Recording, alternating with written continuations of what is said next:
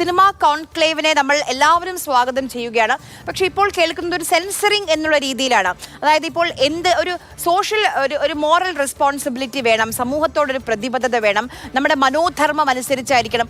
നമ്മൾ ഒരു ചട്ടക്കൂട് ഉണ്ടാക്കി കൊടുക്കുകയാണ്. നിങ്ങൾ എങ്ങനെയാണ് സിനിമ എടുക്കേണ്ടത്, നിങ്ങളുടെ കഥ എന്തായിരിക്കണം, നിങ്ങളുടെ പ്രമേയം എന്തായിരിക്കണം, നിങ്ങളുടെ നായകൻ ഇങ്ങനെയാണ് പെരുമാറേണ്ടത്, ഇങ്ങനെ കൂടാൻ പാടില്ല എന്നൊക്കെ നമ്മൾ പറയുകയാണ്.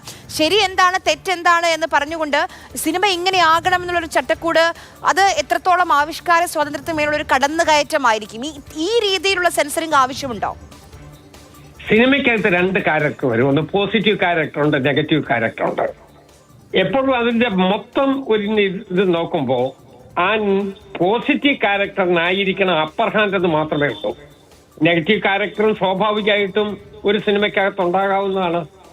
അങ്ങനെ ഉണ്ടാകുന്ന ഒരു നെഗറ്റീവ് ക്യാരക്ടറിൽ നിന്ന് വ്യത്യസ്തമായി സമൂഹം ചിന്തിക്കണമെന്നുള്ള മെസ്സേജാണ് സിനിമയിലൂടെ പുറത്തു വരണമെന്ന് നമ്മൾ ആഗ്രഹിക്കുന്നത്.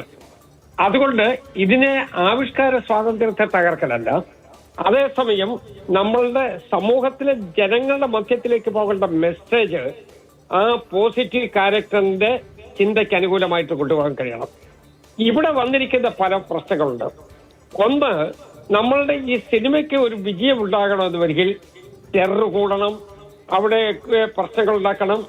അതോടൊപ്പം തന്നെ നമ്മുടെ സംസ്കാരത്തിന് ചേരാത്ത പല കാര്യങ്ങളെയും അത് ഒരു മഹത്വവൽക്കരിക്കുന്നതിന് വേണ്ടിയുള്ള നടപടി ഉണ്ടാകണം. ഡയലോഗുകളിൽ പോലും ആണെങ്കിലും ഒരുമാതിരി ഉപയോഗിക്കാൻ കഴിയാത്ത ഭാഷ വിനിയോഗിക്കണം എന്നുള്ളതൊക്കെ നിർബന്ധ ബുദ്ധിയോടുകൂടി നിൽക്കുന്ന ആളുകളുണ്ട്. ഞാൻ പറയുന്നത് ഈ പോസിറ്റീവ് ക്യാരക്ടർ, പോസിറ്റീവ് തിങ്കിങ്, അതാണ് സമൂഹത്തിന് ആവശ്യം. ആ നിലയിലേക്ക് കൊണ്ടുപോകുന്നതിന് വേണ്ടിയുള്ള പരിശ്രമം ഉണ്ടാകണം. അത് അൾട്ടിമേറ്റ് ആയിട്ട് സിനിമയുടെ എൻഡ് വരുമ്പോഴാണ് അത് തീരുമാനിക്കുന്നത്.